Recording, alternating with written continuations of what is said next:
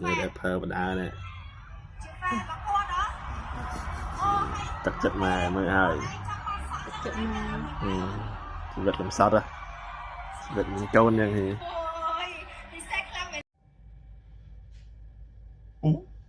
Eddie Eddie ơi em đâu mày đừng thọt video ăn mừng Hey, Nhớp.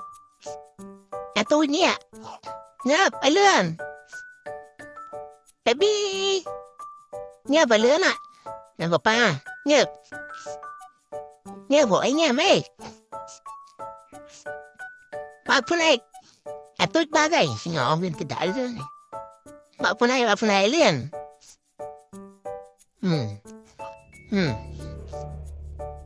Đừng ai đừng con mỏ áp nhớp.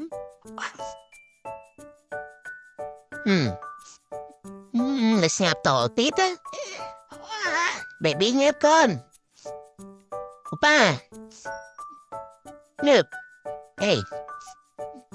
Mày con như vậy. Hey. Để vinh to tạ ban mẹ hãy ọt nhớp mỏ đó. Đừng ai đừng con cái đôi khăn em lại. Tôi nhảy tâm bí khai đó. Cũng hiện sơ tam papa cô đó.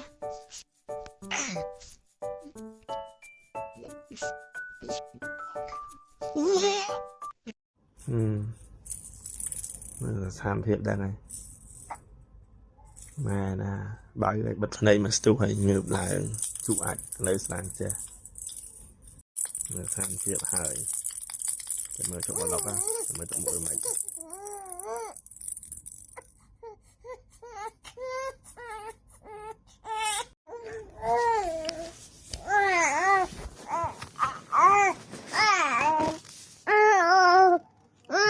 bà bố gì rồi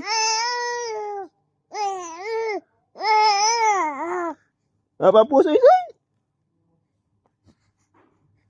rồi bà bố gì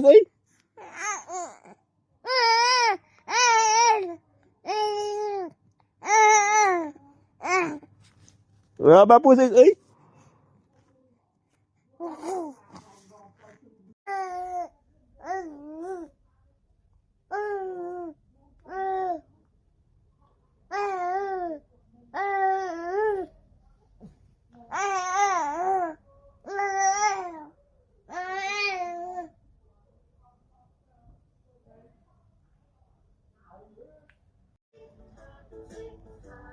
đoạn hai này cái bị đổ mày lại đoạn hai về chủ à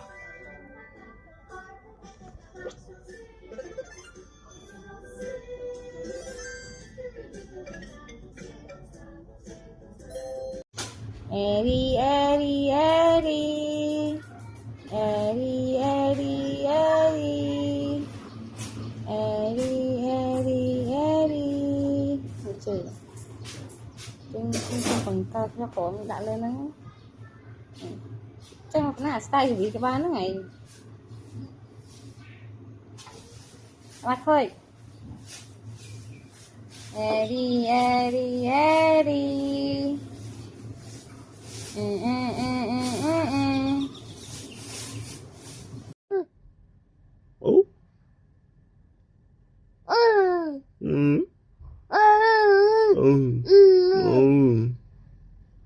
đằng kia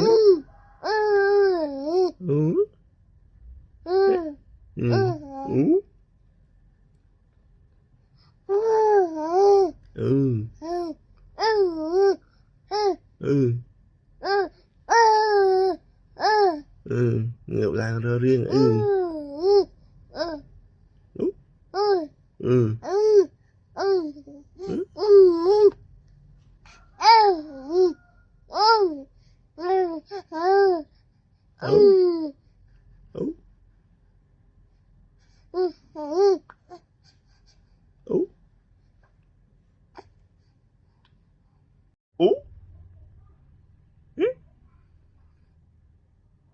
Eddie ơi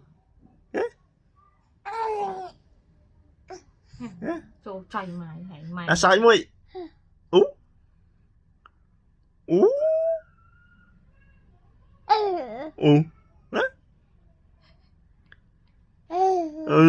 Eddie ơi. Úp. Cái điểm chèn ăn mà vậy anh.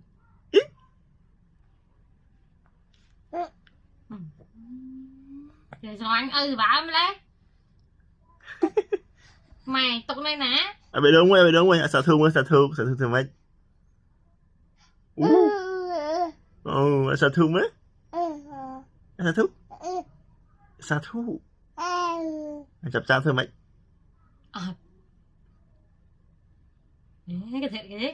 Cái cầm hợt này. Dạ.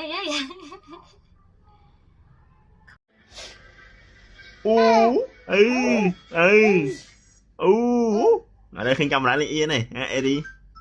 Hả?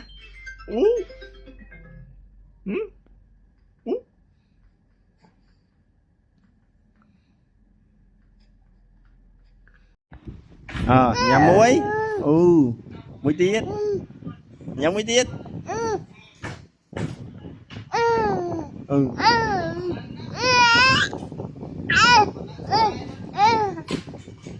Nhắm muối tiết.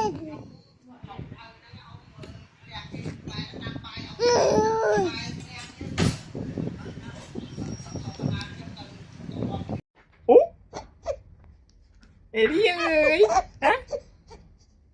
Eddie ơi.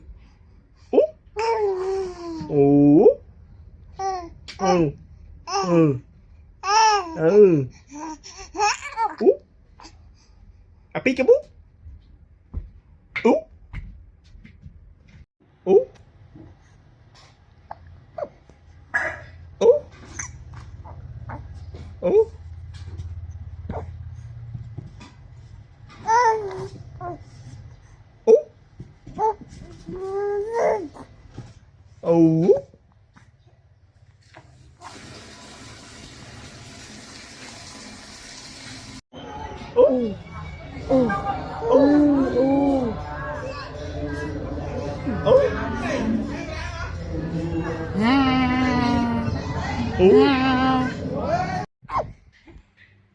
Eddie ơi. Dạ.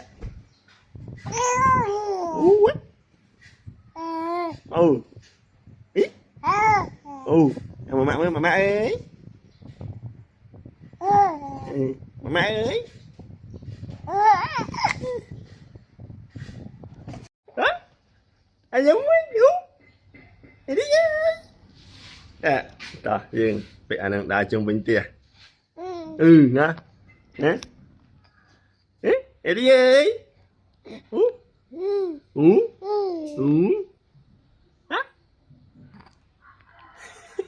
Chứ sao mà đai lý không sợ bại gì kia.